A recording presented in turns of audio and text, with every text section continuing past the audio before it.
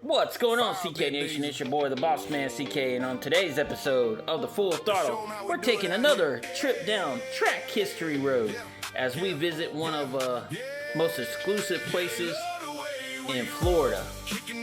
You know, when most people come to Walt Disney World for castles, fireworks, and childhood memories, they come there for that. But what if I told you right there, where thousands of families park their cars today, Indy cars once raced at over 100 miles an hour.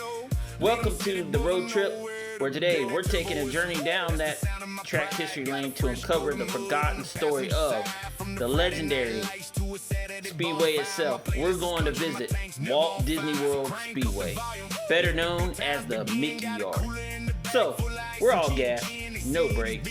We're always full throttle for Kyle, and let's get this road trip started.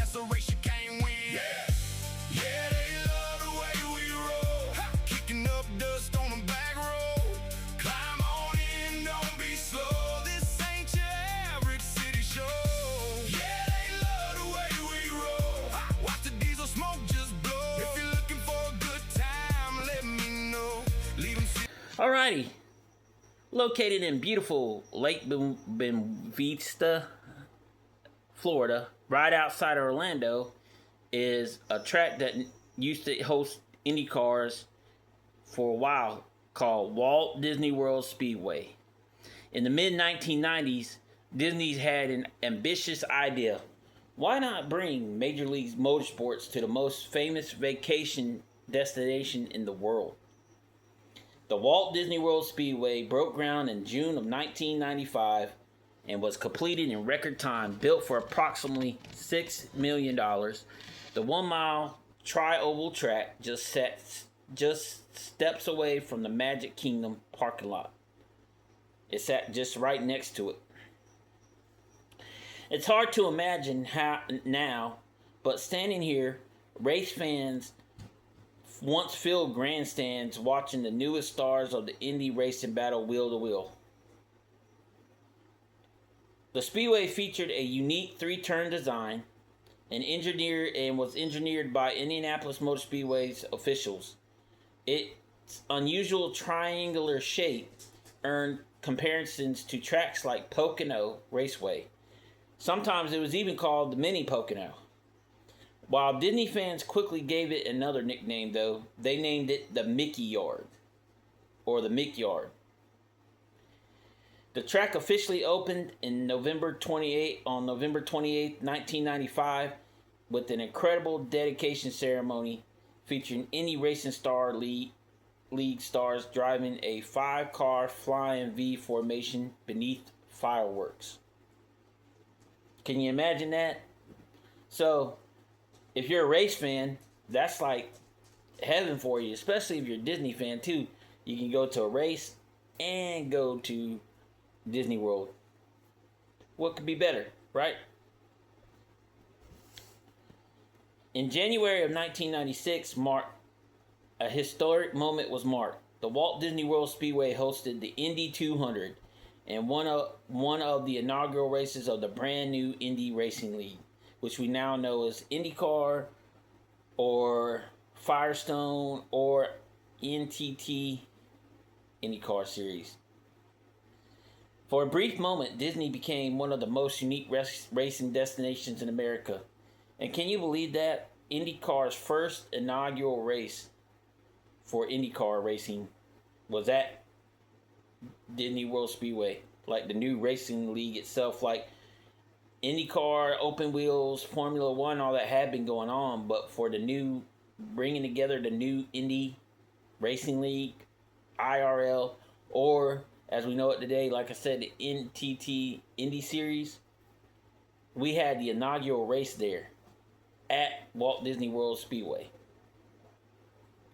The venue hosted IndyCar competition, NASCAR Truck Series events, Formula Ford races, and USAC competitions.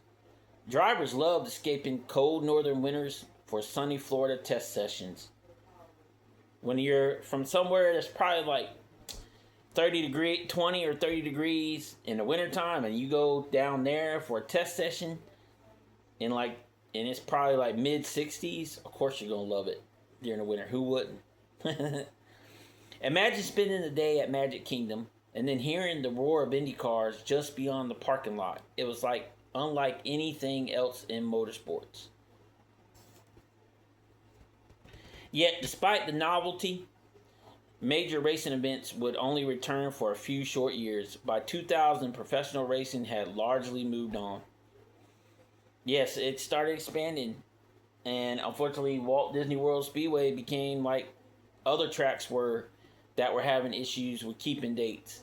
Like when we went over about Rockingham, the part of the reason why it closed the first time was because they were building new tracks and trying to expand the fan base, and they were building new tracks in Texas and Vegas, so dates had to go somewhere. And IndyCar was the same thing. It was starting to expand, so they needed to broaden the horizons, and unfortunately, track date for Walt Disney World Speedway was gone. But the story of Walt Disney World Speedway was far from over. In 1997, the Richard Petty driving experience arrived and transformed the Speedway forever. For nearly 2 decades, ordinary fans could climb into a real stock car and experience NASCAR-style speeds for themselves. That became the track's true identity. Thousands of visitors checked another item off their bucket list by driving race cars around the Disney property. Many participants reached speeds approaching 140 to 165 miles per hour, creating memories that lasted a lifetime. Yes, it was a big attraction for Disney World. I don't know if they aligned that in like their ticket package, but it was a big attraction for them because the way they saw it was, hey, after you live your racing dreams for a moment, come and check out Walt Disney World. So it was like a good partnership deal that they had. Unlike many racing attractions, the Disney location could operate virtually year-round, making it one of the busiest Richard Petty driving experiences in the country. A visitor's center, garages, and expanded operations soon followed as the attraction grew in popularity. As motorsports evolved, so did the Speedway. In 2012, the exotic driving experience debuted. A special infield road course allowed guests to drive Ferraris, Lamborghinis, Audis, Porsches on the Disney property. So yes, they installed a road course in the middle of it, and you were able to either do the Richard Petty driving experience and drive stock car around the triangle, or you could jump in one of them exotic sports cars and run road courses. Also, I think they also did a lot of NASCAR commercials there. Between Wilkesboro, I believe, and Charlotte, and there, I believe they did a lot. I'm not exactly sure what commercials they did, so I don't want to specify and then be wrong. But I know they did some of them. I know they did a couple of Dale Jr. Budweiser commercials there. So, I mean, the place was being used after IndyCar left. For car enthusiasts, it was a dream. Supercars, professional instruction, and one of the most unusual racing venues in America. At this point, the Speedway had intervened itself from professional racing facility into a motorsports attraction unlike any other. So again, you had the best of both worlds if you're a racing fan and a Disney fan. How could you not?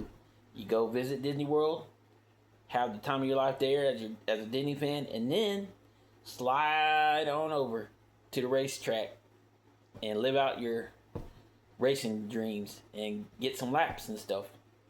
So it was perfect. How could you not? Unfortunately, though, every racetrack eventually reaches its checker flag, and in 2015, Disney announced that the Speedway would come closed permanently as a part of a major transportation improvement surrounding the Magic Kingdom. As I said, the Speedway was on property of Magic Kingdom's parking lot. And when Magic Kingdom started getting bigger, time started getting more and more bigger, and everything like that, they needed somewhere to park cars. The parking lot they had beside it was overflowing.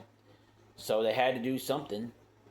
And unfortunately, when you look at it, you look at which one's making you more money, and I guess Disney felt like Magic Kingdom was making them more money than the Speedway was.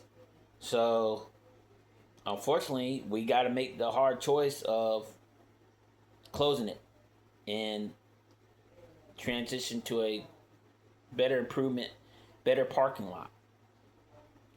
The final day of operation came in August of 2015. Within weeks, demolition crews began removing the facility that had stood there for nearly 20 years. Today, expanded parking lots and transportation infrastructure occupy much of the former track site.